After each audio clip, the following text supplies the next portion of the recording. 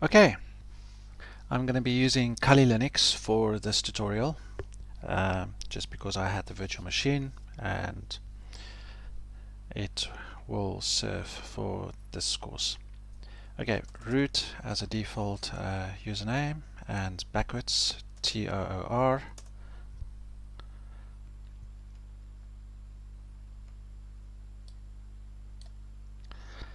This is what we're going to use. This is a terminal emulator which you can get from system.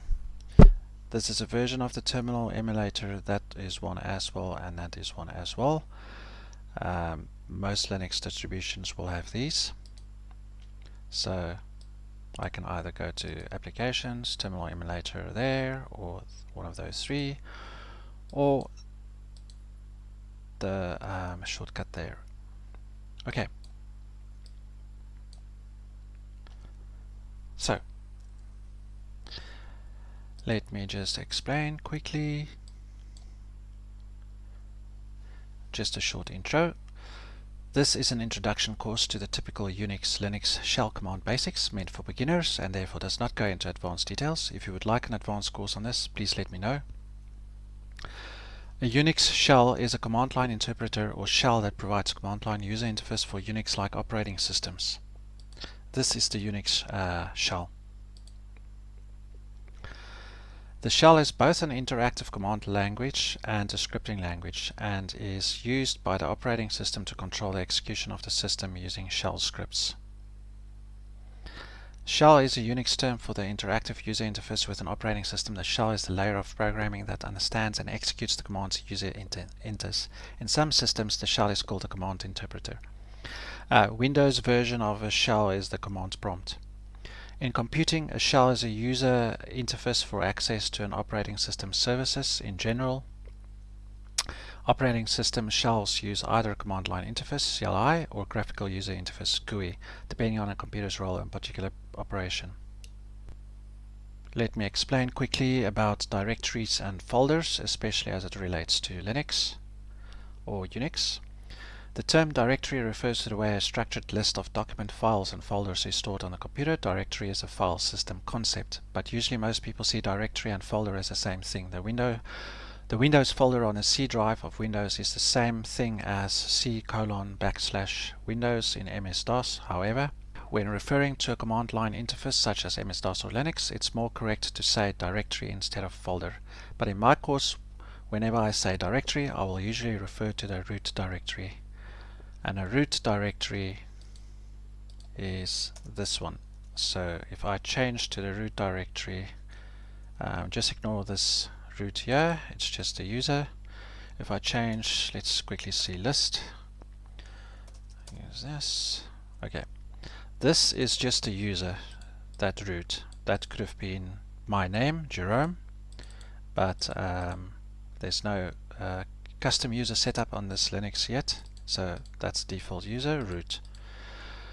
So the root directory is that one. So this user called root is inside the root directory, which is that one. So cd change to the root directory, and now I'm in the root directory. So I can't go further down. This is the furthest you can go. This is now the root directory. PWD stands for present working directory. The root directory is the same as the first level of available data storage on any physical storage device, i.e. you're not inside a folder. So generally speaking, if you're not inside a folder, you must be in a root directory. From within the root directory of any storage device, you can store files, create one or more folders, store files within those folders, create folders within folders, etc., etc. So I will refer to actual folders as folders, maybe sometimes as subdirectories, but not as directories. Example, I will refer to /etc as the etc folder or subdirectory in a root directory. So if we go here, that etc is a folder. All these ones in dark blue are folders. These are files. So etc folder. or subdirectory. etc, change directory to etc. So I will not refer to this etc as a directory. I will refer to it at most as a subdirectory, but usually I will refer to it as a folder. Okay, commands. Whenever you're not sure about a specific command's usage, apart from Googling for more information, you can type the command and then add the help extension like this. So if I did not know what cd is used for, I would do that and change the shell working directory. So I typed cd space -- help in there, change the shell working directory. This is the shell, and change the working directory. So if I'm currently present working directory is etc. If I want to change the working directory to, let's say, GDM3, which is a folder, GDM3, now the working directory is GDM3. Okay, so let's take ls and help.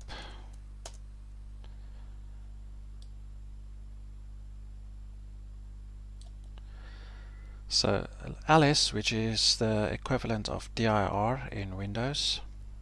Dir also works here in Linux, but standard is ls. Most commands, when you do this help extension, they give you obviously the description, and then they give you options or arguments and options.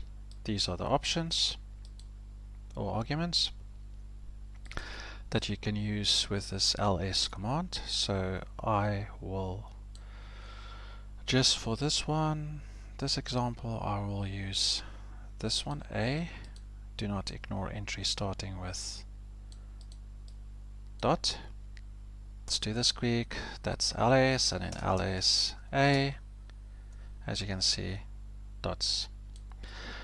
For me, it usually works to display hidden files as well.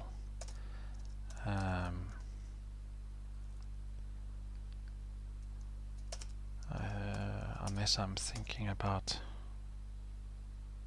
Okay, yeah. For me, it works when I want to display hidden files. Okay. Also on the keyboard, with your up and down arrows, you can cycle back to previous commands that you've used. Clear clears that screen. You can't go back up to... It's actually cleared the history of what we just did. Okay, so we've mostly covered the pwd command, which is the present working directory, help.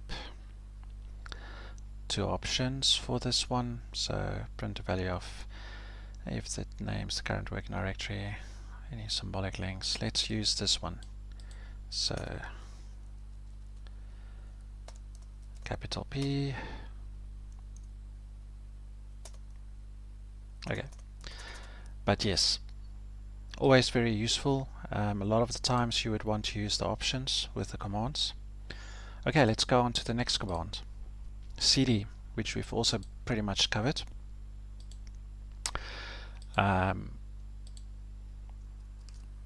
If I want to go back to the root directory, I just do that, because this is the sign or the path for the root directory.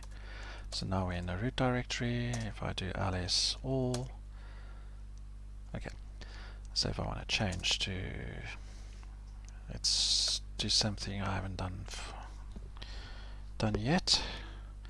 So let's just check quickly. ls list what is in the home directory is root. Maybe not. Let's list what's in the mount directory. Okay, there's nothing in there.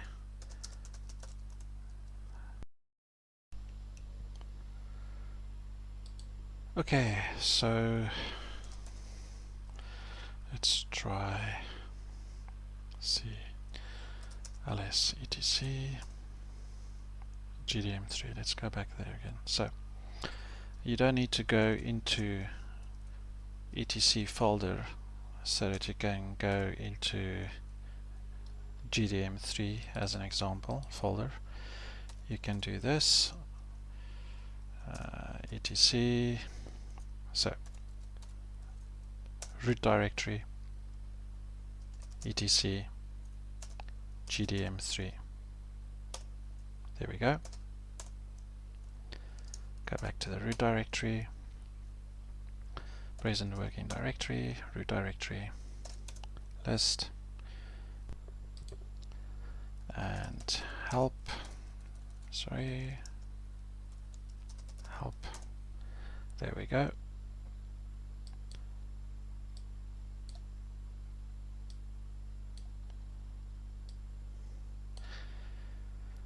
So change the shell working directory, and there you have the options, which I can cover in a more advanced course. Next command, ls, stands for list. It's a command to list computer files in Unix and Unix-like operating systems. So let me show you quickly. ls help.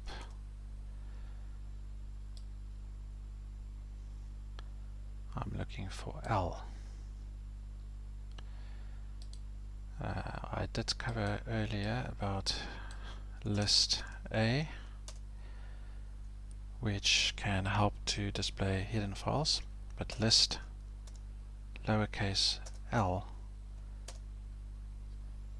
is very useful compared to list, just list. It's very useful to display user permissions, etc. of folders and files.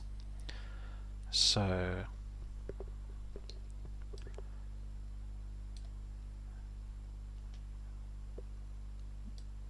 for example, this folder etc, this is the permissions, which I can cover in a more advanced course. The user that it belongs to, or that has ownership over this folder, and if my understanding is correctly, all the contents within a folder as well belongs to root, and this applies to all the contents within this folder as well. Same for a file, permissions, owner of that file,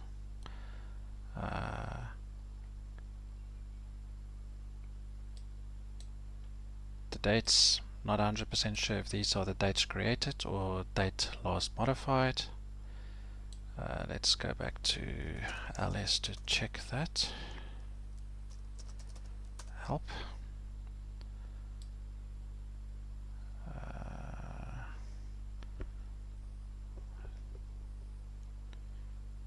So for example, this is a good example of if you're stuck with a command or you're looking for a specific option.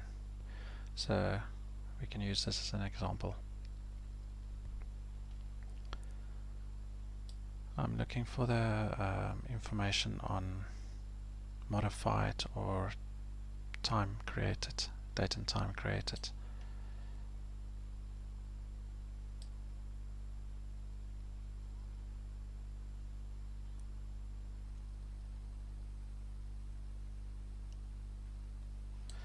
Okay, there we have something.